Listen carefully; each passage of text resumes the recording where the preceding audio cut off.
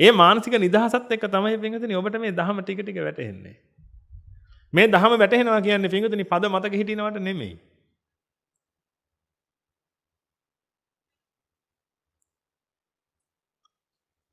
ධහම වැටහෙනවා කියන්නේ පින්වතුනි ඔබ දන්නෙත් නෑ මොකද්ද ඔබට වැටහුනේ කියලා පින්වතුනි.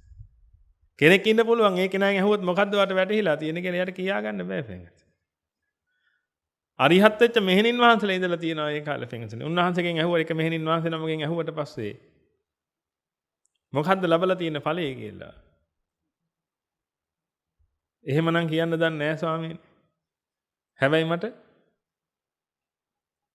පේනවා විතරයි දකින්න අවශ්‍යතාවයක් නැහැ. අවබෝධ කරපු කොටස කියා ගන්න බෑ උන්වහන්සේට. ස්වාමීනි මට පේනවා. හැබැයි මට දකින්න අවශ්‍යතාවයක් නැහැ. මට බලන්න අවශ්‍යතාවයක් නැහැ. මට ඇහෙනවා. මට අහන්න අවශ්‍යතාවයක් නැහැ. එහෙනම් මක් වෙලාද ඔය? අරිහත් වෙලා පින්වතුනි. මේ අරිහත් ඵලය පූර්ණේ කළා තියෙනවා. නමුත් පින්වතුනි දහම් කතාව කියන්න බෑ.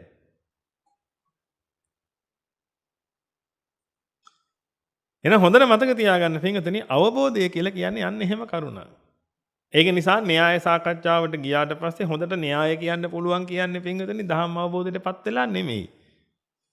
එහෙමත් හිතන්න එපා. මං හොඳට න්‍යාය කියනවා. ඒ කියන්නේ මට අවබෝධ වෙලා කියලාද? එහෙම බෑ පින්වතුනි. එහෙම එකක් නෙමෙයි තියෙන්නේ. ඔබ බලන්න ඔබගේ මානසිකත්වයේ හැටි මොකද්ද කියලා. ඒ මානසිකත්වයේ කොහොමද වැඩිලා තියෙන්නේ කියලා බලන්න පින්වතුනි.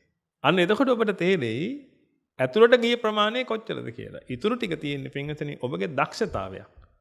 ඔබට පුළුවන් හොඳ කොපි කැට් කෙනෙක් වෙන්න.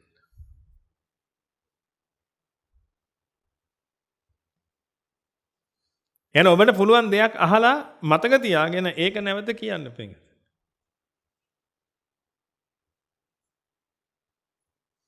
ඒක ලොකු දක්ෂතාවයක්.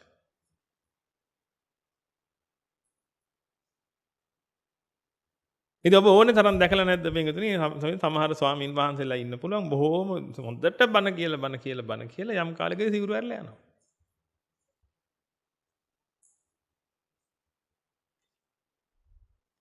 ඒ බණ ටික අහගෙන ඉඳද්දි පින්වතුනි හිතෙන්නේ මේ උන්වහන්සේ හරියත් වෙලා කියලා. ඕන ටික දවසකින් බලද්දි ගෑනු කෙනෙක් සම්බන්ධ වෙලා සිවුරු ඇරලා ගිහිල්ලා. එතකොට මක් වෙලා තිබිලා තියෙන්නේ?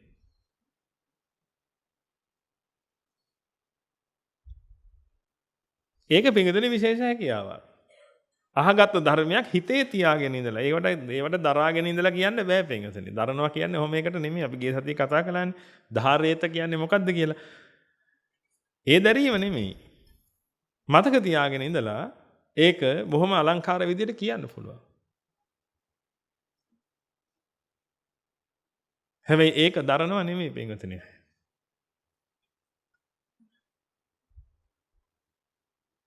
ඔය ඔබ අහන බණ පින්වතුනි ඇතුළට යන්න නම් ඔබගේ හිත ඒකට අදාළ ගැළපෙන විදිහට සකස් වෙලා තියෙනවා. අන්න ඒක සකස් කරන්න ඉන්න අතරතුර.